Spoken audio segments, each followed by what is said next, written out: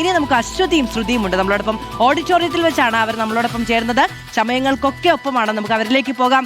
അശ്വതി, ശ്രുതി, good morning. എത്രത്തോളം വലിയ ഒരുക്കങ്ങളുണ്ട്? എന്തൊക്കെ സർപ്രൈസുകളാണ് കാത്തുവെച്ചിരിക്കുന്നത് അർത്ഥചമയത്തിന്റെ ഭാഗമായി? Madhu, very good morning. നേരത്തെ മാധു പറഞ്ഞതുപോലെ കളറുകളുടെ ഇടയിലാണ് നമ്മൾ, വർണ്ണങ്ങളുടെ ഇടയിൽ എന്നൊക്കെ പറഞ്ഞു. ഞങ്ങളിങ്ങനെ അമ്പരം നിൽക്കുകയാണ്. കാരണം എവിടെ നിന്ന് തുടങ്ങണം എന്നറിയില്ല. നമ്മളെപ്പോഴും കാണാറുള്ളത് ഇവരുടെ ഒരു പൂർണ്ണ രൂപം, എല്ലാ ഭംഗിയായി ഒരുങ്ങി കഴിഞ്ഞിട്ടുള്ള രൂപമാണ് നമ്മൾ കാണാറുള്ളത്. അതും ടി വിയിലാണ് ഞാൻ കണ്ടിട്ടുള്ളത്. ഇവിടെ വന്നപ്പോൾ ഇവരുടെ ആ തുടക്കം മുതലുള്ള ഒരു ഡെഡിക്കേഷൻ, അത് നമ്മൾ കണ്ടു നിന്നു പോകുന്നതാണ്.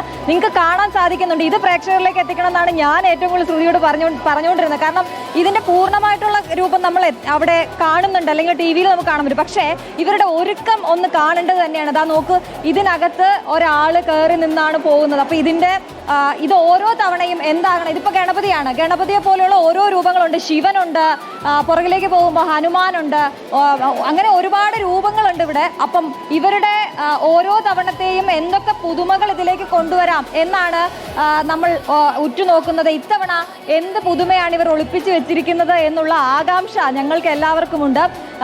ഒപ്പം മുഖമെഴുത്തിന്റെ കാര്യം കൂടി എടുത്തു പറയണം കേട്ടോ. നമുക്ക് ഇവിടെ കാണാൻ സാധിക്കുന്നുണ്ട് ഓരോരുത്തരും അവരുടെ മുഖത്തേക്ക് നിറങ്ങൾ ഇങ്ങനെ വാരി എഴുതി. നമുക്ക് ഒരാളിലേക്ക് പോവാം. ശ്രുതി, ഒരുപാട് നേരത്തെ മേക്കപ്പ് കഴിഞ്ഞിട്ടാണോ നിൽക്കുന്നത്? ഇനി എന്തൊക്കെയാണ് ബാക്കിയുള്ളത്? ഇനി ഇതില് ബോർഡ് കയറണം, അതിൽ അവരെ ടൈമിനനുസരിച്ച് ഇറങ്ങും വേണം. ഇത് നമ്മുടെ എത്ര നേരം എടുക്കും ഒരു ഒരുക്കം പൂർത്തിയാകാൻ? ഇപ്പൊ ഞങ്ങൾ പുലർച്ചെ 3 മണിക്ക് തുടങ്ങിയുള്ള മേക്കപ്പ് ആയിരുന്നു. അപ്പൊ ഓരോരുത്തർ കഴിഞ്ഞിട്ട് ഇനി 10 ബോർഡ് ഞങ്ങൾ കയറണം.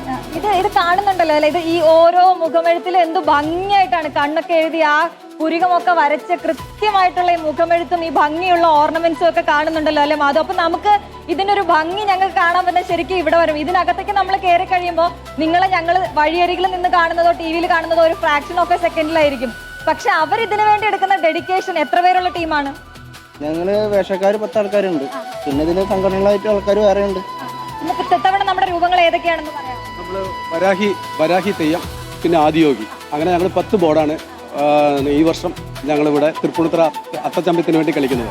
നിങ്ങളുടെ എഫേർട്ട് കണ്ട് ഞങ്ങൾ ഇങ്ങനെ കണ്ണു തള്ളി നിൽക്കായിരുന്നു അല്ലേ ശ്രുതി? ഞങ്ങളുടെ മേക്കപ്പ് മാൻ ആണ് ഇതിനകത്ത് പുള്ളിയാണ് ഏറ്റവും കൂടുതൽ നിങ്ങൾ ശ്രദ്ധിക്കേണ്ടത്. പുള്ളിയാണ് ഒരു ആർട്ടിസ്റ്റിനെ ആരൊക്കെയാണ് എന്തൊക്കെയാണെന്ന് ചെയ്ത് വരച്ച് നമുക്ക് അങ്ങോട്ടേക്ക് പോവാൻ. നോക്കൂ, ഇത് എത്ര നേരത്തെ എഫേർട്ടാണ് നിങ്ങളിലേക്ക് എത്തുന്നത്. നിങ്ങൾ അവരെ ഒന്ന് കണ്ടുവിടുമ്പോൾ അവരുടെ എഫേർട്ട് നമ്മൾ കാണാതിരിക്കരുത്.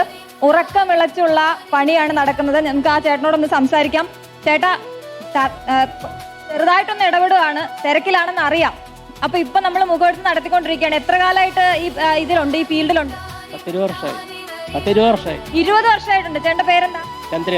ചന്ദ്ര. അപ്പൊ ചന്ദ്രൻ ചേട്ടന് ഇവർക്ക് എല്ലാവർക്കും ചേട്ടൻ തന്നെയാണ്.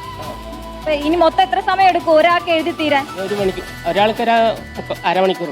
ഒരാൾക്ക് അരമണിക്കൂർ എടുക്കും. മുഖമെഴുത്ത് മാത്രമേ ഉള്ളൂ അല്ലേ? അപ്പൊ ഈ പെയിന്റ് ഒക്കെ കഴുകിക്കളയാൻ പാടാണോ? അല്ല, വെളിച്ചെണ്ണ ഇട്ട് ഇത് കഴിഞ്ഞിട്ടൊരു പിടുത്തമുണ്ട്. ശ്രുതി, ഞാൻ ഇങ്ങനെ അന്തം വിട്ട് നിൽക്കുകയാണ് ഇതെല്ലാം കൂടെ കണ്ടിട്ട്. പിന്നെ ശ്രുതി ഇത് കണ്ട് മടുത്ത ആളായിരിക്കുമല്ലോ അല്ലെ? ഇല്ല, മടുപ്പ് ഒരിക്കലും ഇല്ല. മടുപ്പ് എന്ന് പറഞ്ഞൊരു വാക്കേ ഇല്ല. കാരണം അതുപോലെയുള്ള ദൃശ്യങ്ങളാണ്, അതുപോലെയുള്ള അഴകാർന്ന ദൃശ്യങ്ങളാണ് ഓരോ വർഷവും ഇവിടെ ഉണ്ടായിക്കൊണ്ടിരിക്കുന്നത് എന്നുള്ളതാണ്. അത് പലതരത്തിൽ ഓരോ വർഷം കൂടുന്തോറും നമുക്ക് വ്യത്യസ്തമാർന്ന കലാരൂപങ്ങൾ, നാടൻ കലാരൂപങ്ങൾക്കൊപ്പം തന്നെ വ്യത്യസ്തമാർന്ന പല കലാരൂപങ്ങളും നമുക്ക് മുന്നിലേക്ക് ഇവർ എത്തിക്കാറുണ്ട് എന്നുള്ളതാണ്. അങ്ങനെ എത്തിക്കുന്ന ഒരു ചേട്ടൻ നമുക്കൊപ്പം ഉണ്ട്. ചേട്ടാ, പേരെന്തായിരുന്നു? രാജു.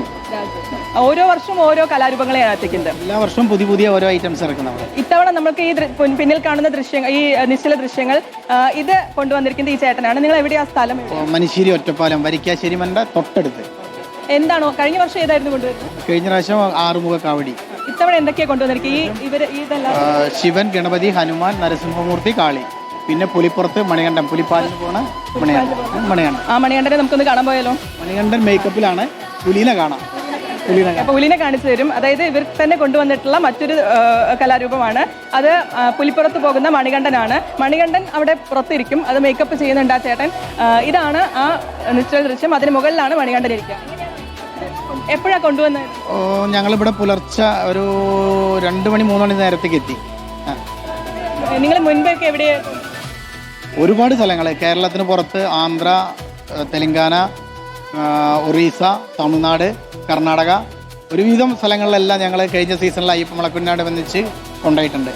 കഴിഞ്ഞ 2 വർഷം മുൻപ് നിങ്ങളൊരു കോഴിയെ കൊണ്ടുവന്നിട്ടുണ്ടായിരുന്നു അല്ലേ? കോഴി ഉണ്ടായിരുന്നു. കോഴി ഇവിടെ എന്തായിരുന്നു? അത് കോഴിയാട്ടം എന്ന് പറഞ്ഞിട്ട് കണ്ണൂർ ഇറക്കിയതാണ്. നാരായണൻ എന്ന് പറഞ്ഞിട്ട് ഒരാള് കണ്ണൂർ ഇറക്കിയതാണ്. അത് കഴിഞ്ഞിട്ട് ഞങ്ങളാണ് രണ്ടാമത് ഇറക്കണത്, കേരളത്തിൽ ഇറക്കണത്. അത് നന്നായി കളിച്ചു. അപ്പൊ അതിന്റെ ട്രെൻഡ് മാറിയപ്പോൾ ഞങ്ങൾ തിരുവനന്തപുരത്ത് വിറ്റു.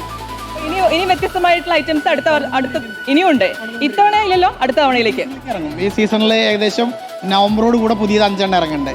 നമുക്ക് ഇവരിൽ നിന്ന് കൂടുതൽ വ്യത്യസ്തമാർന്ന കലാരൂപങ്ങൾ പ്രതീക്ഷിക്കാം. അപ്പൊ നമുക്ക് വീണ്ടും ഓക്കെ. അപ്പൊ ഇനി ഇവിടെ തെയ്യത്തിന്റെ ഒരുക്കങ്ങളുണ്ട്. നമുക്ക് അവരോട് കൂടി ചോദിക്കാം. ചേട്ടാ പേര്? എൻ്റെ പേര് ദമനൻ. എന്താണ് ഇപ്പൊ ഈ നടക്കുന്ന ഒരുക്കങ്ങൾ എങ്ങനെയൊക്കെയാണ്? ഇത് നമ്മള് ഗുളികൻ തെയ്യാണ്. ഇത് ഉത്തരമലബാറിൽ കെട്ടിയാടുന്ന ഒരു തരം തെയ്യാണ്. അത് മലയ സമുദായത്തിലുള്ള ആൾക്കാർ കെട്ടിയാടുന്നതാണ്. അപ്പം അത് നമ്മുടെ ഐതിഹ്യം എന്ന് പറഞ്ഞു കഴിഞ്ഞാൽ ഈ മഹാവിഷ്ണുവിൻ്റെ പെരുങ്കാല് തള്ളവിരൽ പിളർന്ന് ഉണ്ടായതാണ് ഈ ഗുളികൻ തെയ്യം എന്ന് പറയുന്നത്. അത് ഈ സമുദായത്തിലുള്ള ആൾക്കാർ അവിടെ കെട്ടിയാറുണ്ട്. അതിൻ്റെ ഒരു നമ്മളിവിടെ ആചാരം അനുസരിച്ചൊന്നല്ല ചെയ്യുന്നത്.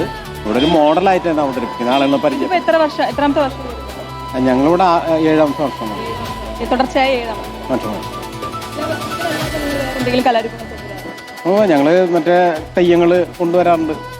ഇപ്പോൾ കഴിഞ്ഞ 7 വർഷമായിട്ട് വരുന്നുണ്ട്. ഇത്തവണ തിരക്കുണ്ടോ, തിരക്ക് കുറവാണോ പൊതുവേ? അതായത് ഈ ദൃശ്യ കലാരൂപങ്ങളാണെങ്കിലും ആളുകളാണെങ്കിലും? ഇപ്പൊ ആളുകളുണ്ട്, നല്ല രീതിയിൽ ആൾക്കാർ വരുന്നുണ്ട്. അപ്പൊ ഇനി എന്താ നമുക്ക് കാണിക്കാനുള്ളത്? ഒരുപാട് കാണിക്കാനുണ്ട്. ഇപ്പൊ ഞാനിങ്ങനെ ചോദിക്കായിരുന്നു, ലേബി ചേച്ചിയോടാണ് ഞാൻ ചോദിച്ചത്. ലേബി ചേച്ചി നമ്മൾ 2000-ഓളം കലാകാരന്മാരെ കാണുന്നുണ്ടെന്ന് പറഞ്ഞു. ചേച്ചി പറഞ്ഞ വർഷങ്ങളുടെ പാരമ്പര്യമുള്ള ആളാണ്. 21 വർഷമായിട്ട് ഇത് കണ്ടുകൊണ്ടിരിക്കുന്ന ആളാണ്. തീർച്ചയായിട്ടും. അപ്പൊ അങ്ങനെ ഞങ്ങളുടെ എന്താണ് ഈ കെട്ടുന്നവർ എന്താണ് പറയുന്നത്, സ്വാമി എന്ന് പറയില്ല, നമ്മുടെ ഗുരുസ്വാമിയാണ് ലേബി ചേച്ചി. അപ്പൊ ലേബി ചേച്ചിയോട് ഞാൻ ചോദിച്ചു, ചേച്ചി ഇവിടെ നമ്മൾ ഈ 2000-ഓളം കലാകാരന്മാരെന്ന് പറഞ്ഞാൽ നമ്മൾ കുറച്ചുപേരെ ഇവിടെ കാണുന്നുള്ളൂ. എന്റെ മോളെ ഈ കെട്ടിടം നിറയെ കലാകാരന്മാരാണെന്ന്. അതായത് നമ്മളിപ്പോ നിൽക്കുന്ന ഇവിടെ മാത്രമല്ല, ഒരു കെട്ടിടമുണ്ട് ഇവിടെ, അവിടെ മുഴുവനും ആളുകൾ ഒരുങ്ങിക്കൊണ്ടിരിക്കുകയാണ്. അപ്പൊ അവിടേക്കൊക്കെ നമുക്ക് ഇത് മാത്രമല്ല, ഇതിന് മുകളിലും ഉണ്ട്. ഇതിന് മുകളിലുണ്ട്. അപ്പൊ ഓരോരുത്തരും അവരുടെ ഡ്രസ്സ് ഇങ്ങനെ ചേഞ്ച് ചെയ്തുകൊണ്ടിരിക്കുകയാണ്. അപ്പൊ ചില സർപ്രൈസുകൾ ഇനിയും ഉണ്ട്. ഓരോന്ന് നടന്നുണ്ട്. ഒറ്റയ്ക്ക് ഒരുങ്ങുന്ന ആളുകളൊക്കെ ഉണ്ട് കേട്ടോ. അപ്പൊ എന്തായാലും അങ്ങനെ അവരിലേക്കൊക്കെ നമുക്ക് പോകാമെന്ന് തോന്നുന്നു.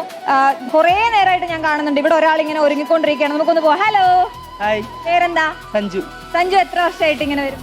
ഞാനിപ്പോ ഇവിടെ ഫസ്റ്റ് ടൈമാണ്. അപ്പൊ നേരത്തെ ഒക്കെ എങ്ങനെയാ, എവിടേക്കാ പോയി? നേരത്തെ തിരുവനന്തപുരം ആ ഭാഗത്തൊക്കെ. എവിടെ? നാട് എവിടെയാ? അമ്പലപ്പുഴ. ഇഷ്ടമാണ് ഇങ്ങനെ ഒരു? അതെ. ഒറ്റയ്ക്കാണല്ലോ മേക്കപ്പ്?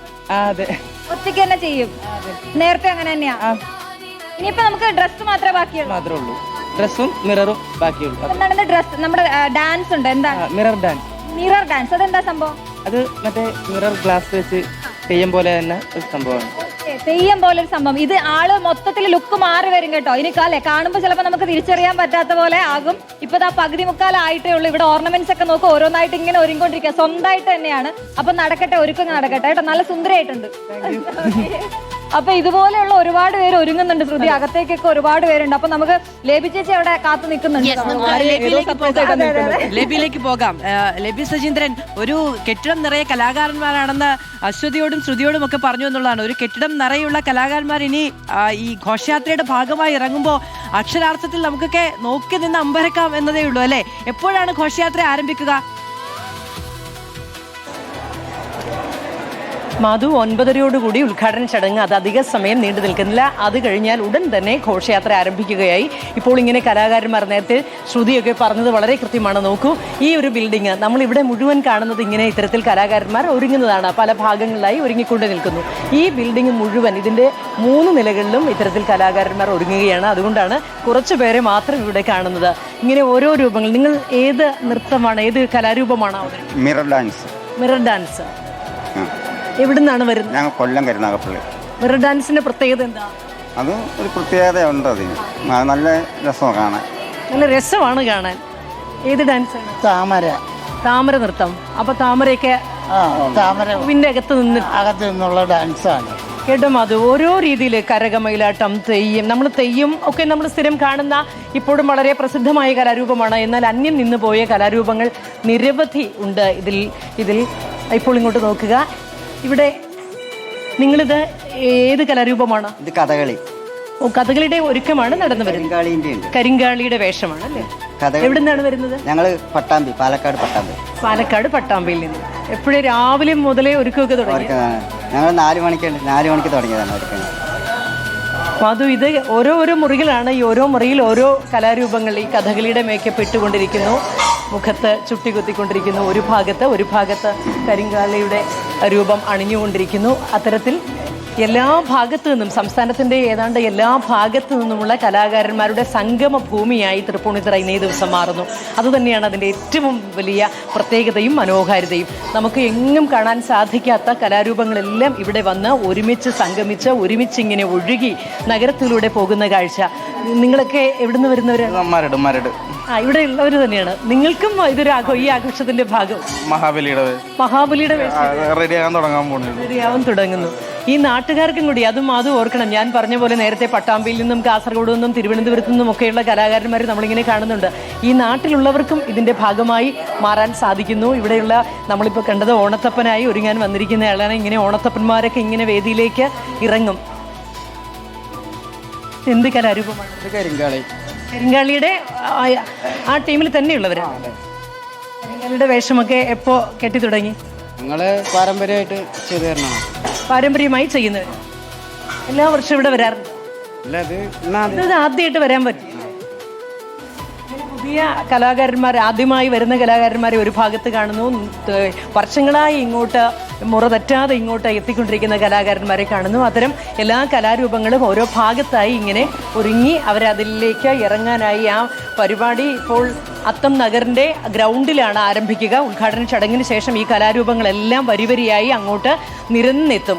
അവിടെ എത്തിയതിന് ശേഷം അവിടെ നിന്ന് ഓരോ കലാരൂപങ്ങളും ഇങ്ങനെ ജാഥയായി നഗരത്തിൻ്റെ ഓരോ നഗരം ചുറ്റി വരുന്നു. നഗരം തിരിച്ചിങ്ങോട്ട് വരുന്നു. ഒരുക്കമൊക്കെ കഴിഞ്ഞോ? കഴിഞ്ഞുകൊണ്ടിരിക്കുന്നു. ഇതെന്ത് ഈ ഡാൻസിന്റെ, മിറർ ഡാൻസിന്റെ പ്രത്യേകത എന്താ? എങ്ങനെ ഇത് കളിക്കുന്നത്? എല്ലാം ചെയ്യുന്ന കണക്കിന് സാധാരണ രീതി തന്നെ. സാധാരണ ഡാൻസ് ആണ്. ഇപ്പം മിറർ എങ്ങനെയാ? തെയ്യം മോഡൽ. അങ്ങനെ കറങ്ങി വരും. അങ്ങനെ ഓരോ കലാരൂപങ്ങളും നോക്കൂ. ഓരോ ഭാഗത്തും ഓരോ നിശ്ചല ദൃശ്യങ്ങളുണ്ട്. ഓരോ ഭാഗത്ത് ഓരോ കലാരൂപങ്ങൾ ഇങ്ങനെ ഒരുങ്ങിക്കൊണ്ടിരിക്കുന്നു. ഇവരെല്ലാവരും ഒരുങ്ങി 9 മണിയോടുകൂടി ഗ്രൗണ്ടിൻ്റെ ഭാഗത്തേക്ക് നീങ്ങും. അതിനുശേഷം ഏതാണ്ട് 9:30 മുഖ്യമന്ത്രി എത്തിക്കഴിഞ്ഞിട്ടുണ്ടെങ്കിൽ ഉടൻ തന്നെ ഉദ്ഘാടന ചടങ്ങുകൾ ആരംഭിക്കും. റെഡിയായി കഴിഞ്ഞു അല്ലേ? അതെ. ഇതെങ്ങനെയാ? ഇതിന് പിന്നാലെ ഇങ്ങനെ ഇതിനെന്താ കലാരൂപം, എന്താ നമ്മൾ പറയുക? ഇത് വാരാഹിയുടെ ഒരു ഇതില് ഹനുമാനും ശ്രീരാമനുമായിട്ടുള്ളൊരു വരാഹിയുടെ രൂപം വച്ച് ഇങ്ങനെ നടന്നു. അപ്പോൾ ഇത് ഇത്രയും ദൂരം ഇങ്ങനെ നടക്കുമ്പോൾ മടുക്കുവോ? ഇല്ല. അതൊക്കെ ഒരു ആവേശമാണ്.